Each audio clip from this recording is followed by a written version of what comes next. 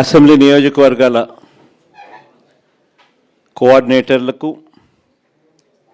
అలాగే జిల్లా అధ్యక్షులకు, అలాగే పార్టీ రీజనల్ ఇన్ఛార్జీలకు, రీజనల్ కోఆర్డినేటర్లకు అందరికీ కూడా మనస్ఫూర్తిగా వెల్కమ్. ఈరోజు మనం అంతా కూడా ఎందుకు ఇక్కడ ఏకమవుతా ఉన్నాము అన్న సంగతి బహుశా అవగతం కూడా అయ్యే ఉంటుందని అనుకుంటా ఉన్నా.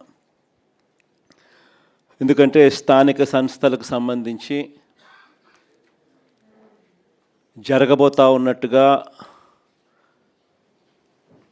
ప్రభుత్వం ప్రకటనలు చేస్తూ ఉన్న నేపథ్యంలో మనం కూడా స్థానిక సంస్థల ఎన్నికలకు సంబంధించి సీరియస్గా తీసుకోవాల్సిన అంశం మీద గట్టిగా చెప్పడం కోసం మళ్ళీ ఒకసారి మనం అంతా కూడా ఇక్కడ సమావేశం అవుతా ఉన్నాం. ఎన్నికలు జరుగుతాయా జరగవా పక్కన పెడదాం. ఎందుకనంటే ఆయన ఎన్నికలు జరపాలనే ఉద్దేశంతో చేసిన పనులు కావు అన్నట్టుగా కొన్నిసార్లు అనిపిస్తాయి. ఒకవైపునేమో 44 లక్షల మంది ఓటర్లు లేరు అని ఒకవైపున ఈల ప్రభుత్వం చేసిన ఎస్ఐఆర్ రిపోర్టే చెప్తా ఉంది. మరోవైపున ఆ 44 లక్షల మందిని కలిపి ఓటర్ల లిస్టును తయారు చేస్తున్నారు. సో మరి ఎన్నికలు లేని ఓట్లు ఉన్నట్టుగా చూపించి ఎన్నికలకు పోయే కార్యక్రమం జరుగుతూ ఉంటే హైకోర్టులు ఎలా ఒప్పుకుంటాయి, ఎన్నికల కమిషన్ ఎలా ఒప్పుకుంటుంది అనేది పక్కన పెడదాం. ఎందుకంటే ఒకవైపున ఓట్లు లేవని వీళ్ళే చెప్తున్నారు, మరోవైపున అవే ఓట్లతోనే వీళ్ళు ఎన్నికల ఓటర్ లిస్టు తయారు చేసి ఎన్నికలకు పోయే కార్యక్రమం చేస్తూ ఉన్నారు. అంటే లేని ఓట్లను ఉన్నట్టుగా ఓటర్ లిస్టు తయారు చేసుకొని ఎన్నికలకు పోవడం అన్నది చట్ట ప్రకారం నేరం. ఎందుకంటే గోస్ట్ ఓట్స్ను వీళ్ళే దొంగ ఓట్లక వీళ్ళే వేసుకునే ప్రమాదం పొంచి ఉన్నది అని క్రిస్టల్ క్లియర్గా కనిపిస్తూ ఉన్న నేపథ్యంలో, రెండో వైపున బీసీలకు సంబంధించి 34% రిజర్వేషన్స్ అని ఆంధ్రాలోనే ఇక్కడే మనం చేసినప్పుడే కోర్టు కొట్టేసింది. కోర్టు కొట్టేసినా కూడా అది వేరే విషయం. మనం అంతకన్నా ఎక్కువగానే స్థానిక సంస్థల్లో మనం బీసీలకు ప్రాధాన్యతలు ఇచ్చటం. కానీ ఒకవైపున కోర్టు కొట్టేసిన జడ్జిమెంట్లు ఇక్కడే ఉండగానే మరోవైపున ఈయన అదే జీవో మళ్ళీ ఇచ్చి మళ్ళీ ఎన్నికలకు పోతా ఉన్నాడు. అంటే దాని అర్థం ఏంది? ఒక లా ఆల్రెడీ ఒకటి ఉంది, దానికి వయలేషన్, ఆ లాకు వయలేషన్ అని తెలిసి ఈయన వయలేట్ చేస్తూ ఎన్నికలకు షెడ్యూల్ ఇచ్చినాడు. అంటే కోర్టులు ఆటోమేటిక్లీ ఇంటర్వ్యూన్ అవుతాయి, ఆటోమేటిక్లీ కోర్టులు తనను తప్పులు పడతాయి, ఆటోమేటిక్లీ ఎలక్షన్స్ ఇది లేకుండా ఇది సరిదిద్దుకొని చేయాలి అని చెప్పి గట్టిగా చెబుతుంది అని కూడా అయినా ఇచ్చినాడు. కాబట్టి ఈయన ఉద్దేశం అసలు ఎలక్షన్ జరుపుతాడా జరపడా అనేది ఒక క్వశ్చన్ మార్క్ ఏరియాగా ఉంది. అసలు ఎన్నికలు నిజంగా జరపాలని చంద్రబాబు నాయుడు ఉన్నాడా, ఎన్నికలు జరపకూడదని చంద్రబాబు నాయుడు ఉన్నాడా అనేది ఒక నిజంగానే ఒక క్వశ్చన్ మార్క్ ఏరియాగానే ఉంది. సరే, అది పక్కన పెడదాం. ఎన్నికలు జరుగుతాయనే అనుకొని ముందుకు పోదాం. మనం ఎన్నికలు జరుగుతాయనే వాళ్ళు చేస్తూ ఉన్న ప్రకటనల మేరకే మనం కూడా సన్నద్ధంగా ముందుకు పోయే కార్యక్రమం చేయాల్సిన అవసరం ఉన్న పరిస్థితిలో మనం అడుగులు ముందుకు వేస్తూ ఉన్నాం. ఇలాంటి నేపథ్యంలో మన పార్టీ సన్నద్ధత ఒక మంచి ఏం జరిగింది అని అంటే, దాదాపుగా ఈ 2.5 సంవత్సరం, దాదాపుగా ఈ 30 నెలలు, మార్చి 16న ఎన్నికల కోడ్ 2024 ఎన్నికల కోడ్ వచ్చింది. ఆ రోజు నుంచి ఈ రోజు దాకా చూసుకుంటే దాదాపుగా 30 నెలలు. ఈ 30 నెలల కాలంలో మనం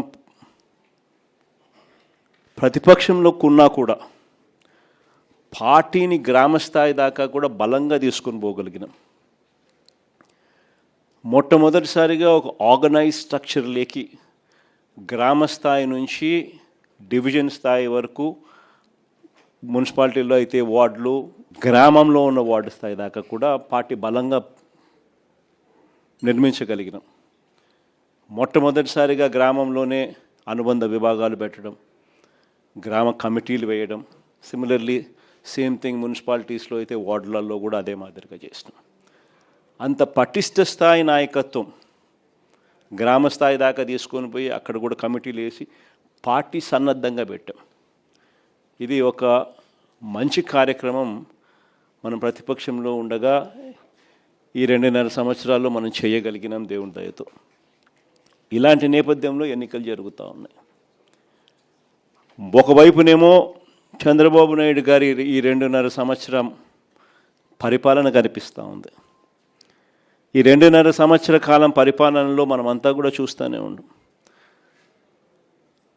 ప్రతి ఇంట్లో కూడా ఈరోజు ఒక చర్చ అనేదానికి ఈ 2.5 సంవత్సరం చంద్రబాబు నాయుడు గారి పరిపాలన, ప్రతి ఇంట్లో చర్చ జరగడానికి చంద్రబాబు నాయుడు గారి పరిపాలన ఒక ఊతం ఇచ్చింది. చంద్రబాబు నాయుడు గారి 2.5 సంవత్సరం పరిపాలన ఎలా ఉంది, అంతకుముందు 5 సంవత్సరాల మన పరిపాలన ఎలా ఉంది అన్నది ప్రతి ఇంట్లో కూడా ఇవాళకి కంపారిజన్ చేయడము, చర్చ జరగడం అన్నది ప్రస్ఫుటంగా మనకే కనిపిస్తూ ఉంది.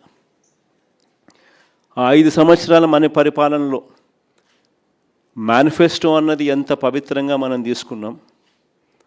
మొట్టమొదటిసారిగా రాష్ట్ర చరిత్రలో ఎప్పుడు జరగని విధంగా ఏ రకంగా ఒక మేనిఫెస్టోను ఒక ఖురాన్గా, ఒక బైబిల్గా, ఒక భగవద్గీతగా భావించిన ప్రభుత్వం ఏకంగా 99% ఆ హామీలన్నీ కూడా అమలు చేసి ప్రతి ఇంటికి కూడా ప్రతి 50 ఇళ్లకు ఒక వాలంటీర్ని పెట్టి ప్రతి గ్రామంలోనే ఆ గ్రామంలోనే చదువుకున్న పిల్లలకు అక్కడే చిరునవ్వుతోనే ఉద్యోగం చేస్తూ అక్కడే గ్రామ స్థాయిలోనే కనిపించే విధంగా గ్రామ సచివాలయాలు తీసుకొచ్చి ఏ రకంగా పారదర్శకతకు అద్దం పట్టగలిగామో, ప్రభుత్వ పాలన అన్నది ఇంతకుముందు గతంలో లంచాలు లేకుండా ఇవ్వడం అన్నది సాధ్యం కాదు అన్న పరిస్థితి నుంచి ప్రభుత్వ పథకాలను, ప్రభుత్వ పాలనను ఎలాంటి లంచాలు లేకుండా ప్రజలకు అందించగలుగుతాము అన్న భరోసా కలిగించిన ప్రభుత్వం ఎక్కడైనా ఉంది అని అంటే అది ఒక వైఎస్ఆర్సీపీ ప్రభుత్వంలో మాత్రమే జరిగింది అని కూడా గర్వంగా కాలర్ ఎగిరేసుకుని మన దగ్గర నుంచి మొదలెడితే ప్రతి కార్యకర్త కూడా చెప్పుకునేంత గొప్ప పాలన మనం దేవుడి దయతో ఇవ్వగలిగాం.